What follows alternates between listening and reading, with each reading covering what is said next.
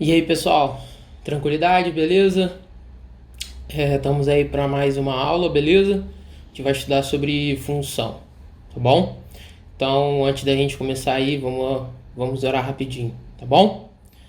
Então, muito Deus está no céu. Muito obrigado por esse dia que o Senhor possa estar conosco, nos abençoando, nos dando sabedoria dos altos céus para mais um estudo. Fique conosco, proteja a família de cada um deles e a eles também, Senhor. É isso que eu te peço, no pelo amor de Jesus. Amém. Então vamos lá, pessoal. Semana passada a gente começou a estudar alguns conceitos, né? Sobre par ordenado, produto cartesiano, relação até chegar em função, representação e tudo mais. A gente vai dar continuidade a isso, tá bom? Na função, pessoal, a gente consegue dar adjetivos, qualidades, tá? Ao meu conjunto, ao meu contradomínio, né? A minha imagem, na realidade. A gente consegue classificar ela, né? Dar adjetivos, qualidades, tá bom? E nós vamos ver dois tipos, né, de adjetivos ou tipos que podemos ter. A primeiro é ver o comportamento das nossas flechas, ok? Enquanto os elementos. Se todo mundo do conjunto B está recebendo, né? Ou se um elemento está recebendo mais de uma flecha, ou se todos estão recebendo uma única flecha, ok? E é quando a gente analisa o elemento, tá, que está recebendo essa flecha, tá bom? São dois tipos de qualidades que nós vamos ver e estudar, tá bom? Então, olha só, nosso assunto ainda está dentro do módulo 2, beleza? Acredito que até semana que vem já tenha fechado toda essa parte. E provavelmente em uma aula a gente vai dar tudo sobre função afim, tá? Que é uma parada rápida, tranquila, tá bem fácil e não é demorado, tá bom? Prometo ser o mais objetivo possível. Então vamos lá, ok? Primeira coisa, nós podemos ter uma função que ela vai ser sobrejetora, beleza? Lembrando que para ser uma função tem que sair flecha de todos os elementos do conjunto A, beleza? Ok? E cada elemento do conjunto A só pode sair uma única flecha, tá bom? Isso daí é uma função. Só que quando a gente vai dar um adjetivo ou classificar essa função, a gente só tem que olhar agora para o conjunto B, beleza? Então a gente vai analisar o conjunto B agora. Se você perceber, o meu conjunto B, tá, é o contradomínio, onde tem o elemento 1 e 5, beleza? Primeira coisa, quando a função ela é sobrejetora, tá bom? Todos os elementos, tá, do meu contradomínio, eles vão receber flechada, ok? É a primeira característica dele, tá bom? E qual é a segunda? Eu posso ter, tá, um elemento que pode receber uma, tá, ou mais flechas, ok? Isso daí também não é problema, mas todo mundo ali tem que receber. Tranquilidade? Então vamos lá. Esse diagrama aqui, tá, é um tipo de uma função sobrejetora, tá bom? E qual é a característica dela? Tá? Por não sobrar nenhum elemento em B, ou seja, todos os elementos de B vão receber flechada, na realidade, nós falamos que a característica principal dela é que o seu contradomínio, tá, vai ser igual à imagem. Por quê? O conjunto B, o que é o contradomínio? São as possibilidades, são os elementos que podem receber flechada, ok? Agora, o que é o conjunto imagem na realidade? São os elementos que receberam essa flechada, ok? Então, se eu tenho dois elementos no conjunto B, igual tá aqui, e os dois receberam a flechada, quer dizer então que o meu conjunto imagem vai ser igual ao meu contradomínio, tá? É a característica da função sobrejetora, tá bom? Então, olha só, como é que nós sabemos disso no gráfico de uma função, ok? Como é que a gente consegue fazer isso? Poxa, simplesão. O que acontece? Vocês vão ver que o teste do suja tudo é bem parecido com o teste da reta vertical, ok? Só que nesse caso, a reta ela vai estar horizontal, beleza? De uma forma horizontal, ou seja, você vai ter que traçar uma reta, né, através de um ponto no gráfico, tá? Nosso gráfico aqui ele está todo em verde, então eu vou traçar uma reta, ok? De um ponto sobre, né, o gráfico aqui nesse exemplo, tá bom? um ponto aqui, e essa reta vai ter que ligar em todo número, valor aqui no meu eixo Y, beleza? Então essa reta tem que estar sempre tocando um ponto aqui, sempre tocando, sempre tocando, sempre tocando. Para você ver um exemplo, olha só aqui. Fui traçando várias retas, tá vendo? Ó? Todo mundo de um ponto do gráfico até o eixo Y, ó, e fui pegando. Se você perceber, todas essas retas interceptaram o eixo Y inteiro, todos os valores, ok? Todos os valores eu peguei. Então, se você tiver um gráfico e fizer esse teste, você analisar o seguinte: poxa, essa reta está tocando em todo o eixo Y. Então, isso aqui está me referindo que de cada valor de X, beleza? Eu liguei para um valor de Y, que na realidade eu fui ligando, né, para cada valor de X uma flecha dentro do meu contradomínio, aonde que, olha só, basta a gente olhar para o eixo. Todos os elementos, todos os valores, tá, do eixo Y levaram flechada. Todos eles levaram, ok? Então, quando isso aqui acontece, tá, nós falamos que isso aqui é um gráfico de uma função sobrejetora, ok? Então, a gente fala que esse teste aí é o teste do suja tudo, tá?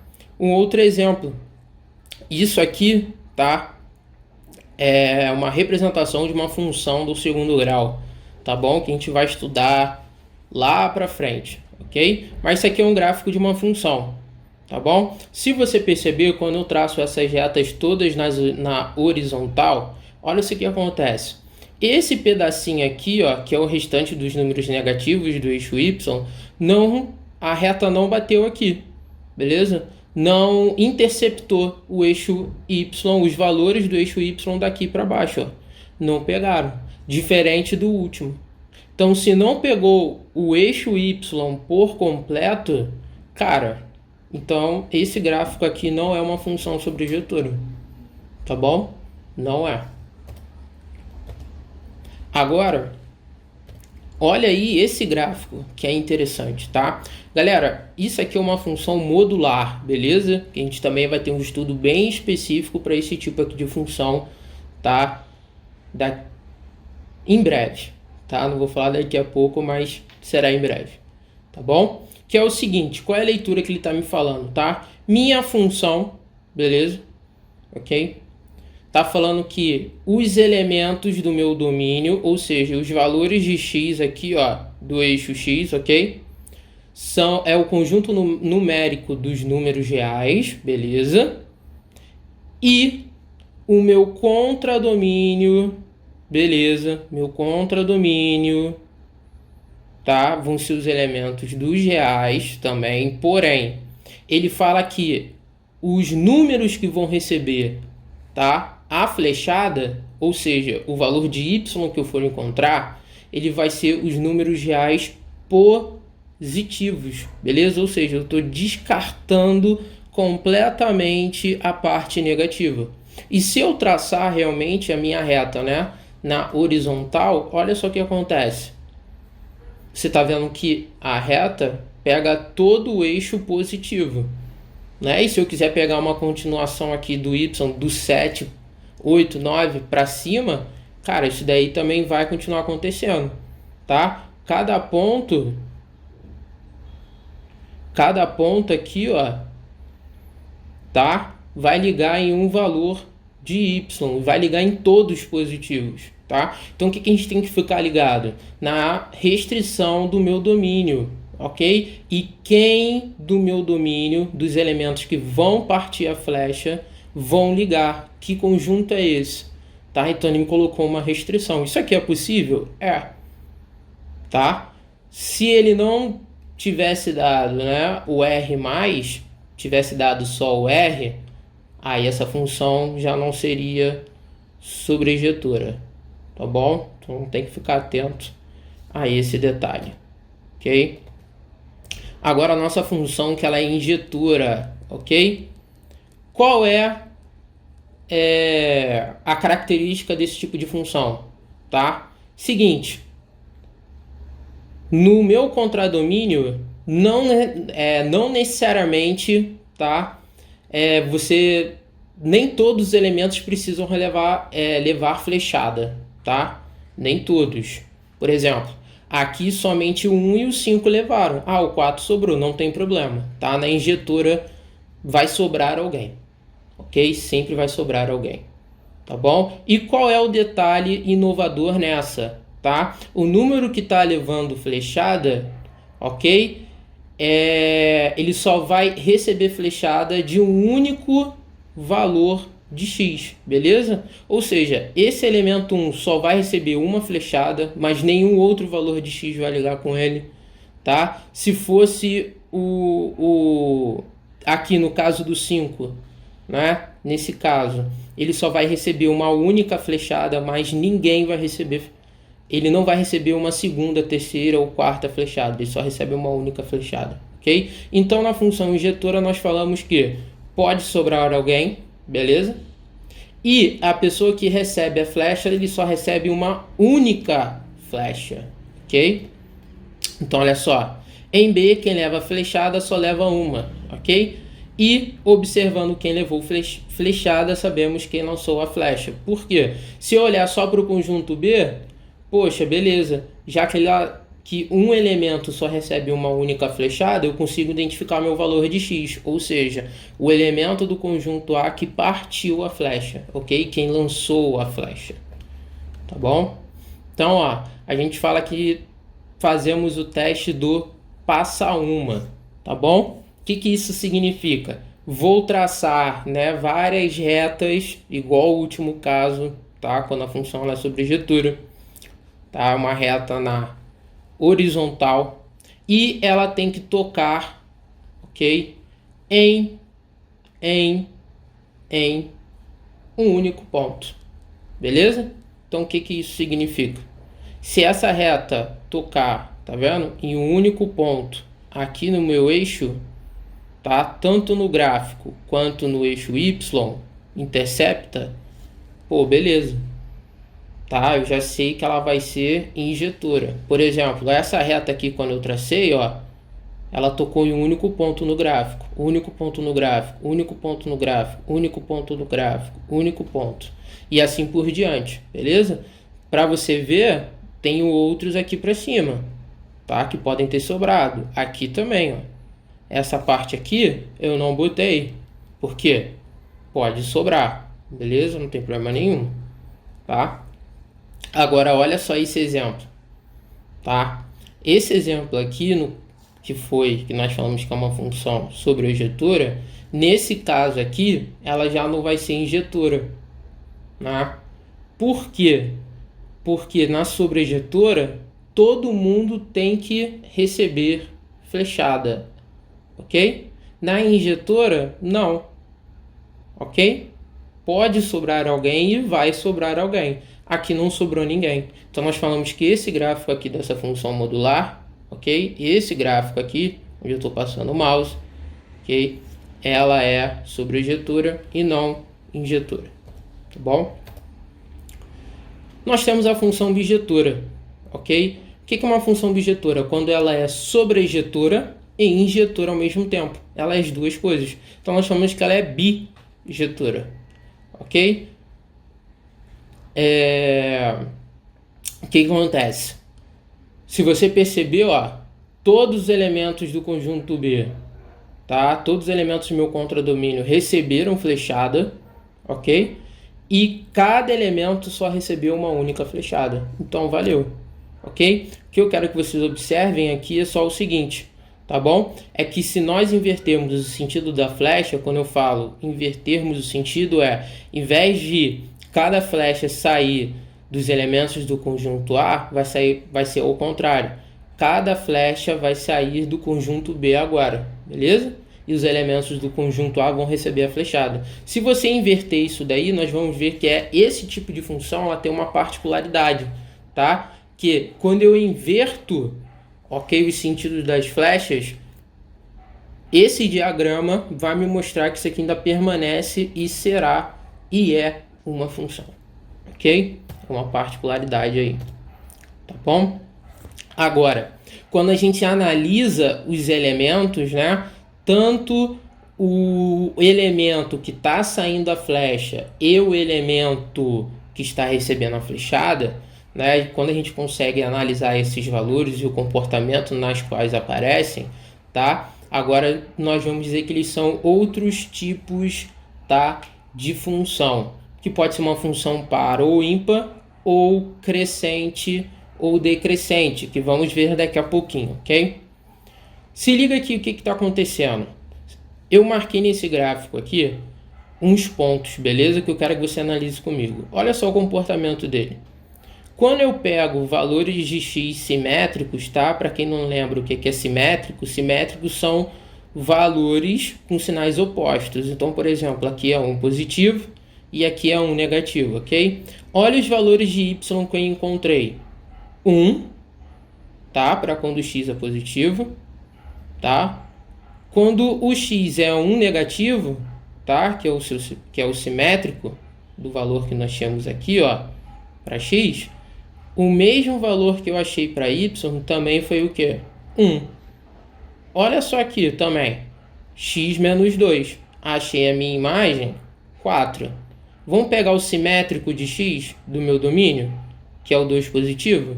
Olha a imagem que eu achei, 4 positivo também. Então, ó, toda vez, ok? Se eu tiver, tá, no meu domínio valores simétricos, ok? A minha imagem será sempre igual, tá bom? A imagem entre os dois sempre vai ser igual, ok? Mesmo valor, mesmo sinal. Tranquilidade? A gente fala que isso aqui é uma função par.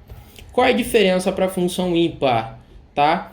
É que, na realidade, quando eu pego valores de x que são simétricos, os valores das minhas imagens, ou seja, de y, também serão simétricos. Por exemplo, aqui, ó, quando o x é 1, ele ligou no gráfico o y valendo 1. Olha só a diferença quando eu pego o simétrico de x, que é menos 1, eu achei o simétrico da imagem, tá? Positiva, agora ela é o quê? Negativa. Então você vê que os valores de x são simétricos e as imagens, os valores de y também serão o quê? Simétricos. Então quando isso daí acontece, nós falamos que a nossa função ela é ímpar, tá bom? Agora vamos lá. O que seria função crescente ou decrescente? Tá? A função crescente, pessoal, é simples. Você vai marcar pontos no gráfico da sua função, beleza? E você vai analisar os pares ordenados que vão aparecer. Ou seja, para a nossa função ser crescente, de um par ordenado, tá, para o outro, você vai ver que o valor, tá, o valor de x, ele vai aumentar. Aqui saiu de 0, ok? Agora aqui, ó, tá valendo meio, tá aumentando. De menos 4 já foi para menos 2,99, tá aumentando, ó. De meio foi para 1, ok? O valor de y também vem aumentando, ó, e tá aumentando cada vez mais. Tá aumentando.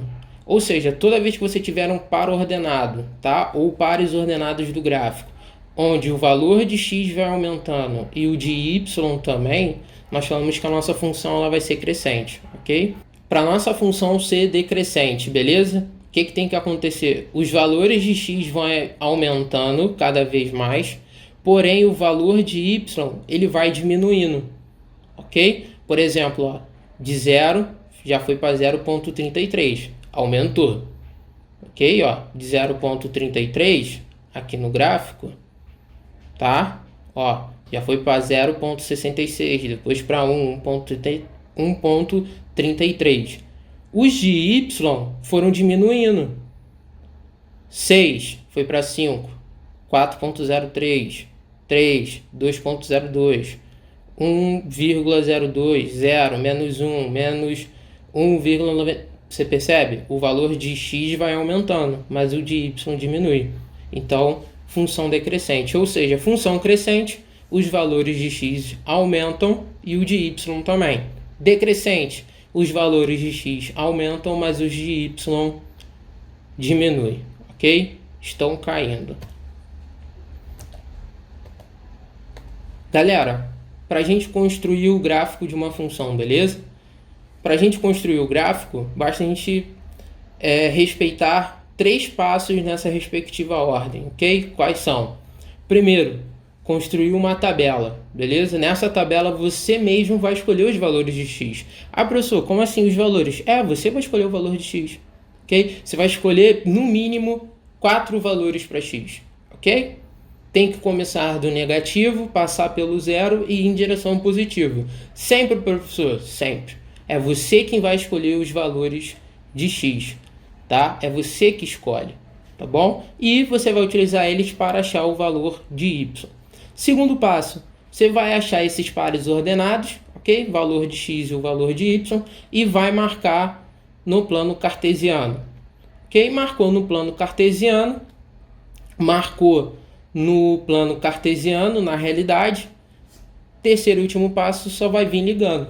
Quando você ligar, pode dar uma reta, pode dar uma parábola, pode dar várias concavidades, não importa, tá? Isso daí pode acontecer, tá bom? Então vou fazer um exemplo aqui para a gente ver aqui no quadro rapidinho, ok? Para vocês verem. Então vamos lá, pessoal, olha só como construir um gráfico de uma função, beleza? Você vai ter seu plano cartesiano, ok? Se a questão não te der, ou exercício, tá bom? Quando ele pede para você construir, você vai ter que desenhar, beleza? E ele sempre vai te dar a sua função, sua expressão, ok? Já que a gente está trabalhando com conceitos básicos ainda, tá bom? Ele é obrigado a te dar a expressão da sua função. Então, olha só, f de x, ok? É igual a 2x mais 1. Primeiro passo, nós vamos atribuir valores, ok? Para x. E você que vai escolher esses valores. Eu recomendo escolher, né, valores pequenos, tá? Tanto para os negativos quanto para os positivos, ok? E o zero, tá bom? Sempre nessa ordem, tá bom? Tem que ter. Então, o que eu sugiro? Já que eu vou escolher 4 valores, fazer o seguinte, então, tá? Menos 1, 0, 1 e 2. Professor, posso fazer? Pode. Esse aqui são os valores de x que eu vou utilizar. Ah, mas e o de y? A gente vai descobrir. Como? Substitui no lugar de x.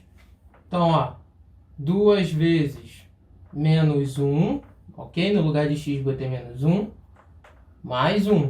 Vai dar menos 2 mais 1. Isso aqui vai me dar menos 1, ok? Faço por zero.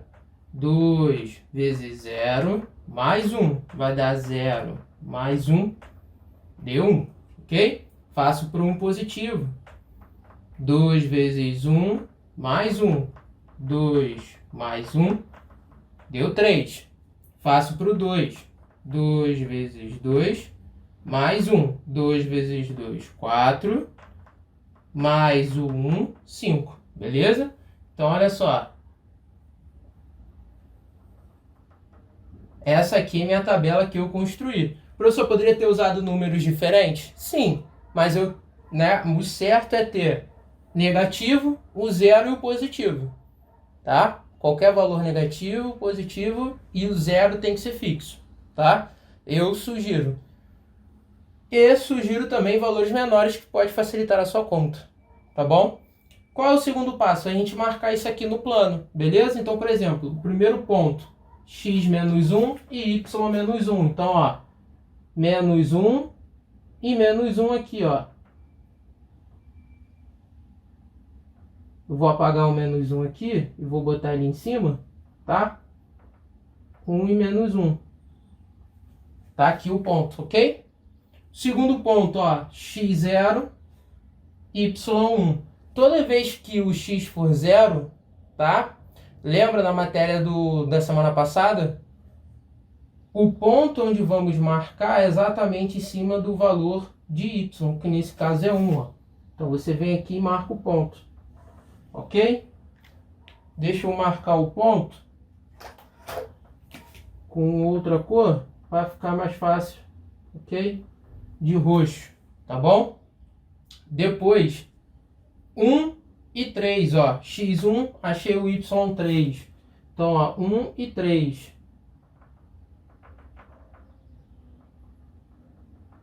Marquei o ponto, ok? E o último, 2 e 5.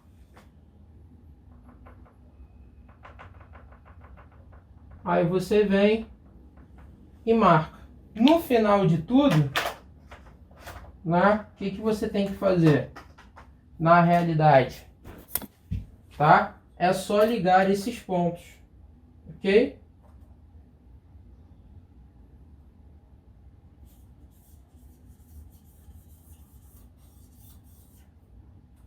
Então, olha só.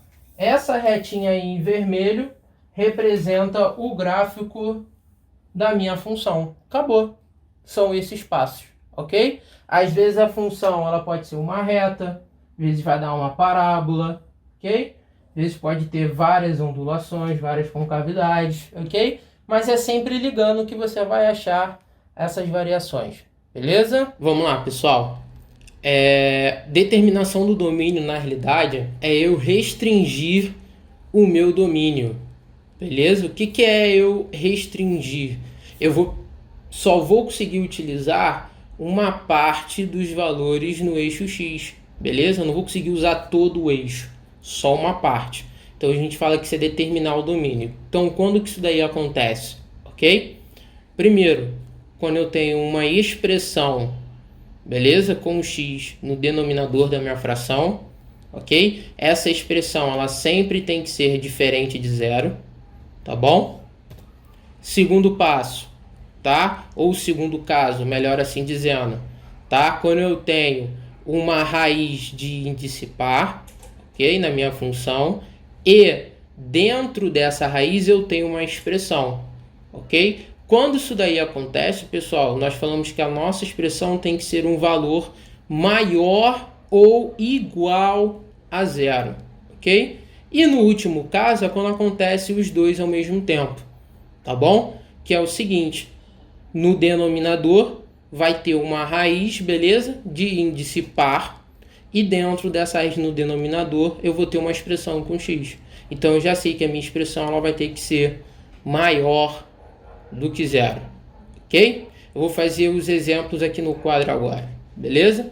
Então, se liguem aí e anotem o exemplo também, tá bom? Que eu vou fazer com vocês.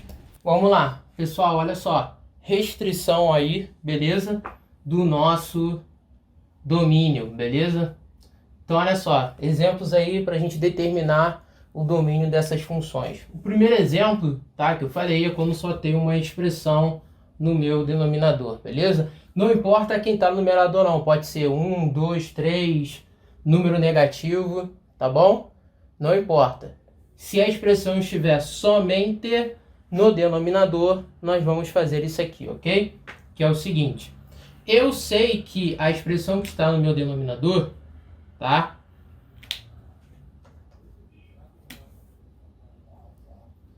Essa expressão aqui, ó,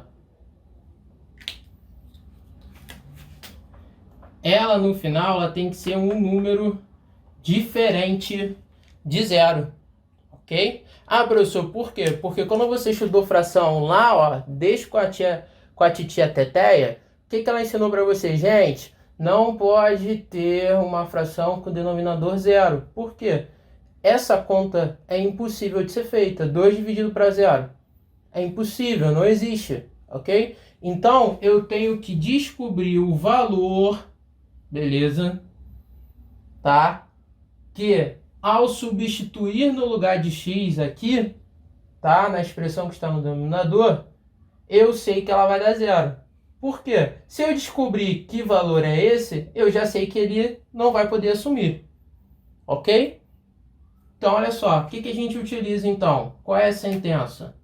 Para dizer que a gente não vai poder usar ele? O diferente, ok? Então, nós falamos que a expressão de baixo ela tem que ser diferente de zero. Agora, que valor é esse? Simples. Resolve isso aqui. Passo o menos 4 para o outro lado, que ele ficou positivo. Ok? Ficando positivo, eu já sei então, ó, que o x ele tem que ser um valor diferente de 4. Pô, professor, por quê?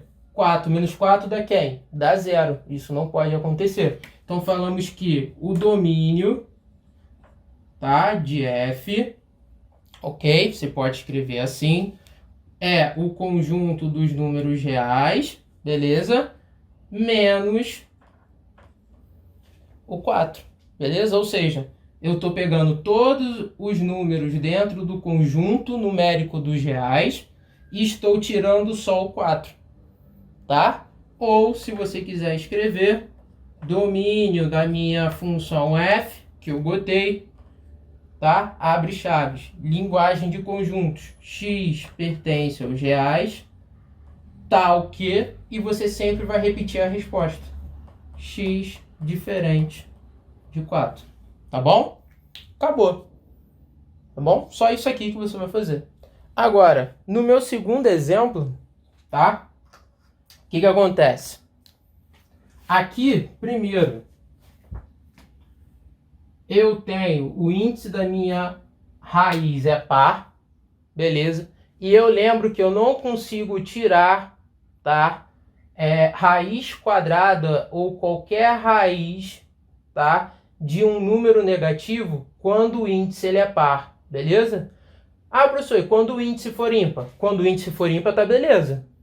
Se o índice aqui fosse 3, 5, 7, 9, não importa, são números ímpares. Então o x aqui poderia ser até qualquer valor, tá? Porque se aparecesse um número negativo aí, pô, tava tranquilo, né? Mas o nosso índice é par. Então, quando o índice ele é par, qual é a sentença? Um número que aparece aqui, tá, dentro da raiz, tá bom? Ou seja, o 2x mais 4, ele vai ter que ser um valor maior ou igual a quem? A 0, pessoal. Por quê? Ele vai poder ser 0, porque raiz quadrada de 0 é 0, tá? E tem que ser, para que eu consiga tirar a raiz quadrada, ou raiz de qualquer valor quando o índice ele é par, ele tem que ser um número positivo. Então, por isso que a gente utiliza essa sentença. Agora, professor, poxa, então quais valores que eu posso utilizar, então? Aí você resolve a sentença, né? Então, se a gente resolver isso aí, vamos achar 2x, passa o 4 para o outro lado, que na realidade vai ficar negativo. X maior ou igual, passo o 2 para esse lado dividindo, x maior ou igual a menos 2. Na qual isso aqui é verdade. Por exemplo, se eu estou falando que eu posso pegar valores para x igual a menos 2 ou maior do que menos 2, presta atenção no que acontece quando você pega o x valendo menos 2. 2 vezes menos 2, menos 4. Mais 4 deu 0. E a raiz quadrada de 0 deu 0. Então, tá beleza. Então, isso aqui é verdade. Então, nós escrevemos da seguinte forma, tá? Domínio da minha função, beleza? Posso assim dizer. X pertence aos reais, tal que, e escrevo a resposta aqui dentro. X vai ser maior ou igual a menos 2. Ou, se você quiser, vai ficar mais fácil, se você lembrar de intervalos, beleza? Eu sei que ele tem que ser fechado em menos 2, porque ó, é maior ou igual, fechado em menos 2, e maior do que ele, ou seja, tendendo ao mais infinito. Botei o parênteses, porque quando o intervalo é infinito, sempre é aberto, beleza? Então tá aí, são dois modos que nós temos de responder. Ah, professor, qual que eu uso? O mais fácil para você, ok? Agora, nós temos um exemplo, ok? Que é o nosso último da aula de hoje, quando eu misturo os dois casos ao mesmo tempo, tá bom? Que é o exemplo 3, ok? Quando eu tenho uma função h de x igual 3 sobre raiz quadrada de 5 menos x, beleza? Lembrando, o índice, quando ele não aparece, é porque ele é 2, ok? Se é 2, é par. Então, vamos lá. Quando isso aqui acontece, pessoal, você tem que tomar cuidado com duas coisas. Primeiro, a expressão está no denominador, então eu sei que não pode dar zero. E segundo, para eu conseguir tirar a raiz quadrada do número que vai aparecer aqui dentro, beleza? Dependendo, obviamente, do valor de x, tá? Se colocarmos, tem que ser um número positivo, ok? Tem que ser um número positivo para a gente conseguir tirar a raiz quadrada, tá? Então, olha só, presta atenção. O que a gente vai fazer agora, ok? Lembrando disso, então eu sei que a minha expressão, para ela respeitar essas duas determinações, ok? Eu sei que 5 menos x, então, ele só pode ser maior do que zero. Ah, professor, por que maior do que zero? Porque, como ele vai ser maior do que zero, eu vou ter que pegar do 1 em diante, né? Ou do 0.1, 0.2, 0.2, não importa, né? Mas o zero ele não vai entrar. Ok? Ah, professor, por que o senhor está me falando isso? Porque tem que ser um número maior do que zero. Por quê? Ele vai respeitar a condição do denominador, né? De que não vai aparecer o zero aqui futuramente. E o número que vai aparecer aqui, ó, dentro da raiz, durante esse processo, ok? Vai ser sempre um número positivo, para que eu consiga tirar a raiz desse número. Ou seja, professor, então para que valores nós vamos ter? Aí você vai ter que terminar de desenvolver essa sentença. Então, ó, menos x maior 5 passa para o outro lado, que vai ficar negativo, beleza? Regra da inequação, quando a sua variável fica negativa, a gente multiplica por menos 1. E qual é o cuidado na inequação? Que o sinal aqui da desigualdade, ele também muda de sentido. Se ele está maior, agora vai ficar o quê? Menor. E 5 positivo. Tá? Na qual é verdade. Se eu pegar valores menores do que 5, vai dar certo. Porque, ó, valor menor do que 5. Vamos supor o 4. 5 menos 4 deu 1. E a raiz quadrada de 1, 1. Não apareceu nem o zero, beleza?